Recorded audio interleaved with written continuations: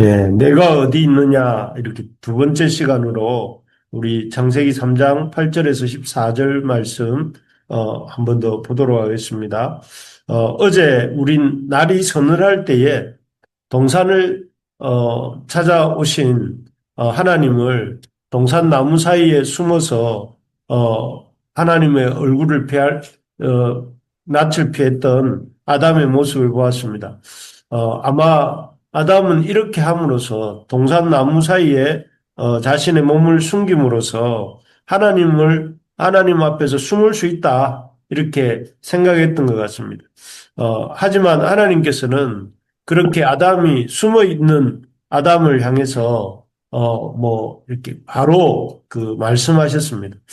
어, 이를 통해서 하나님께서는 아담과 이를 지켜보는 우리에게 하나님 앞에서 죄인이 숨을 곳은 없다. 죄인이 숨을 수 없다 하는 것을 보게 해 주셨습니다. 정말 그렇습니다. 죄를 지은 죄인이 하나님 앞에서 숨을 데는 없습니다.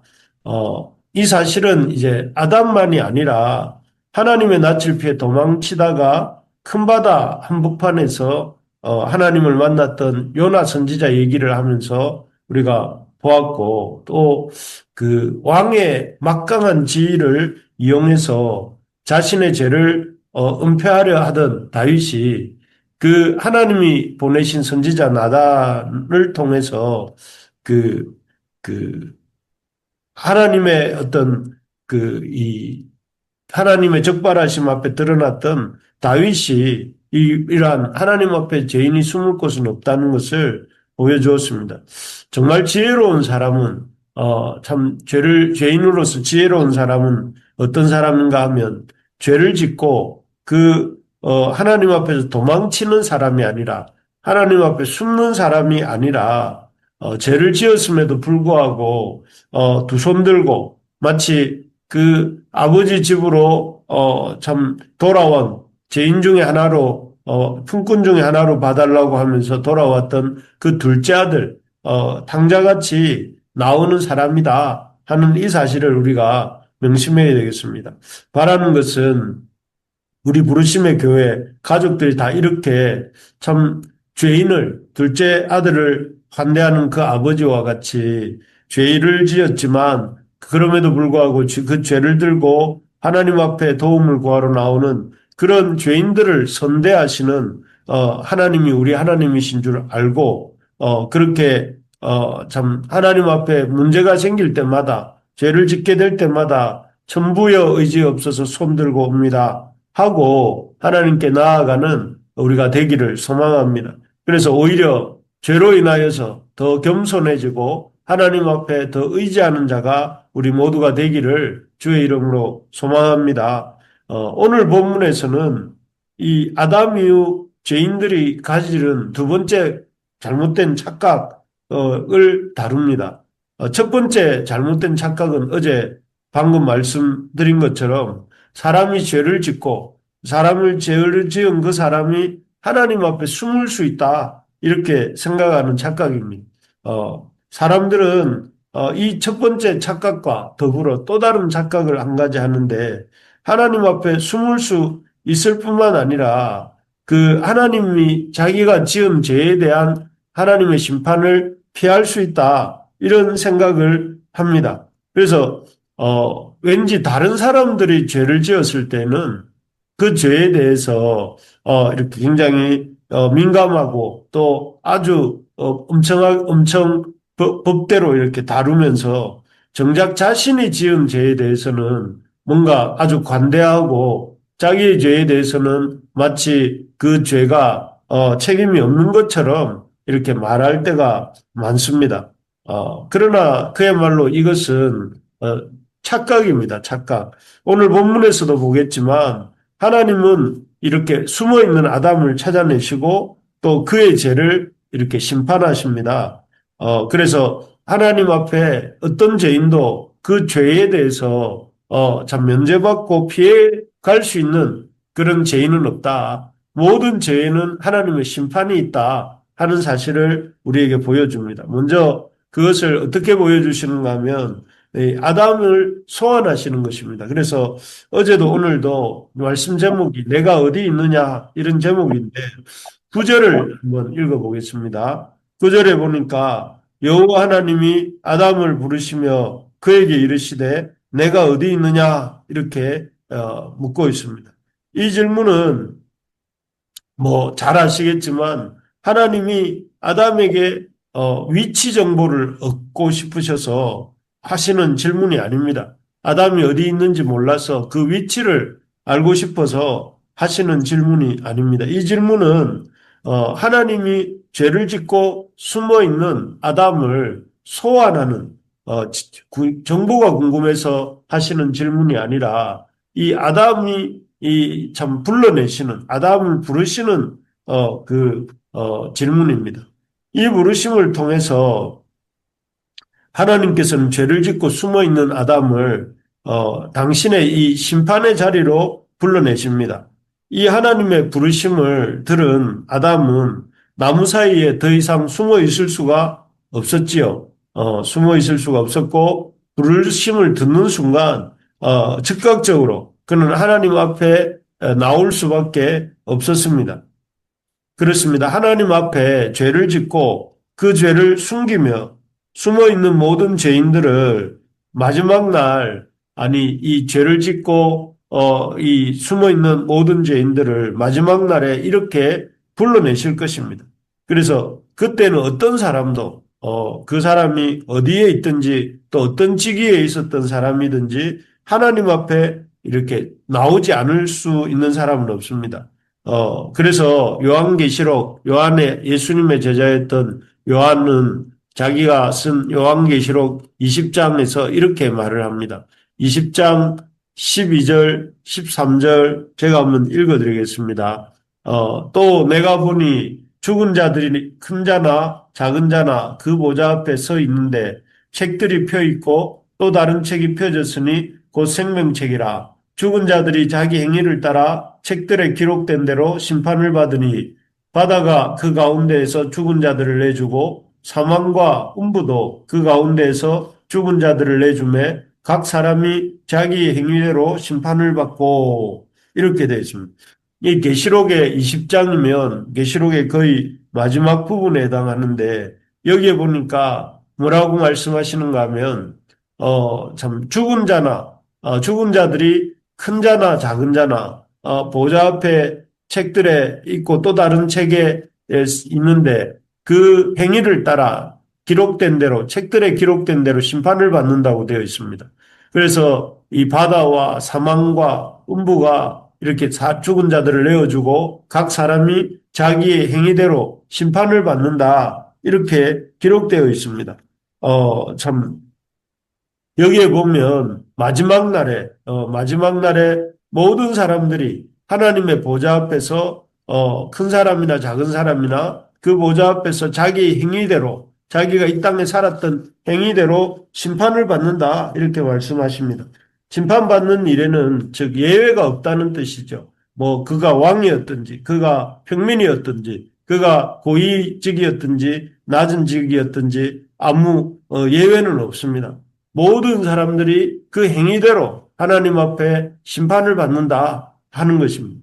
그리고 그날에는 오직 생명책에 여기 두 책이 나오는데 12절과 13절에 보니까 12절에 보면 참 책이 12절 앞부분에 또 다른 책이 펴졌으니 곧 생명책이라 하는 생명책이 나오고 그 생명책에 기록된 자를 제외하고는 죽은 자들이 자기 행위를 따라 책들에 기록된 대로 또 다른 책들이라는 것이 나오죠. 그래서 예수 그리스도를 믿음으로 생명책에 기록된 자들이 있고 또 반면에 그 예수님과 상관없이 살다가 자기 행위들이 기록된 책들이 있는 자들이 있는데 그 사람들은 그 자기 행위에 따라 심판을 받는다 이렇게 되어 있습니다.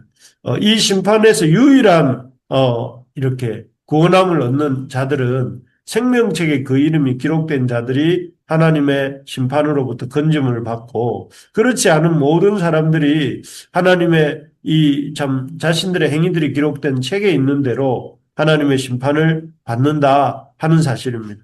어쨌든 이 사실을 통해서 하나님의 심판이 모든 사람들에게 있다. 모든 죄인들에게 하나님의 심판이 있다 하는 것입니다. 그리고 그 심판을 향해서 모든 사람은 부르심을 받고 그 심판 앞에 서게 된다 하는 것입니다. 바라는 것은 우리가 이 하나님의 심판을 준비하며 살아야 되겠습니다. 하나님 앞에 섰을 때에 우리의 인생에 대한 하나님의 판단이 있을 것이고 우리의 이름이 하나님의 생명책에 기록되었을 때만 하나님의 그 심판 앞에서 건짐을 얻을 것이고 그렇지 못한 이들에게는 하나님의 이 참 엄미한 심판이 있다는 사실을 기억하면서 우리가 하나님의 그 어린 양 생명책에 기록된 인생으로 살아야 되겠고 그렇지 못한 사람들을 또한 그 생명책으로 이끌어야 되겠고 또 하나님 앞에 두렵고 떨리는 마음으로 사는 우리 모두가 되기를 소망합니다. 두 번째로 하나님은 이 심판을 하시는 하나님인데 첫 번째는 아담을 소환하셨다면 두 번째는 아담을 찾아내시고 불러내신 하나님께서 그 아담을 신문하시는 따져 물으시는 장면입니다. 11절입니다. 11절을 제가 한번 읽어보겠습니다. 3장 11절 이르시되 누가 너의 벗었음을 내게 알렸느냐 내가 내게 먹지 말라 명한 그 나무 열매를 내가 먹었느냐 이렇게 말씀하십니다. 여기에 보면 하나님께서 하나님 앞에서 아담에게 이렇게 물으십니다. 누가 너의 벗었음을 내게 알렸느냐? 내가 내게 먹지 말라 명한 그 나무 열매를 내가 먹었느냐? 이렇게 물으십니다. 이것 역시 앞에서 아담아 내가 어디 있느냐라고 물으실 때 아담의 위치 정보를 알기 위해 물으신 것이 아닌 것처럼 이 질문 역시 하나님께서 아담과 여자가 참 뱀의 유혹을 받고 하나님과 같이 되려는 잘못된 욕심을 가지고 죄를 지었다 하는 사실을 모르셔서 하시는 말씀은 아닙니다. 하나님이 뱀의 유혹으로 그 아담과 여자가 이 하나님과 같이 되려는 욕망을 가지고 그렇게 하나님 말씀에 불순종했다는 사실을 모르셔서 묻는 것이 아닙니다. 하나님께서 이 질문을 통해서 말씀하고자 하시는 것은 아담과 여자가 그 잘못을 깨닫도록 하기 위해서 하신 질문입니다. 아담에게 돌이켜 자신을 돌아보고 회개할 기회를 주시는 것이죠. 그렇지만 아담과 여자는 이런 하나님의 그 말씀하시는 의도를 참 무시하고 오히려 그 하나님의 그 성찰과 회개를 촉구하는 그 음성에 대해서 오히려 자신의 죄를 돌아보고 회개하기는커녕 오히려 이 기회를 더 큰 죄를 삼는 기회로 삼습니다. 짓는 기회로 삼습니다.